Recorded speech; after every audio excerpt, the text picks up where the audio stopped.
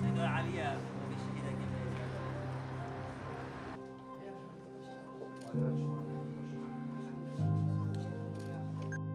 هالكفتا رجع سردانا شوالي زاخو ما كجانا ويا الجرمة دا مكومة كبروجا انجام دا وقتا که دا دجمنا غلاط مخرات کر و او که پشتی بیجن سردان قناغن آبادانی الکردستان دست بکری که با کجمه زیادتر 3 میلیارد و نیو که چند پروژه هاتنا انجام دا اوه هالکفت جمع پیشوازی وان خیزانت شهیدا کر اوه که دو روژه دا عزیزیت خو جداز دای که روژا بیجن آزاد کرنا شهر زاخو هالکفتا سردان زاخو دوی روژه در 21 شهید ما دابو و خلق زاخو ما افرو پیشوازی کسو کارت وان شهیدا کرد ما گوهداری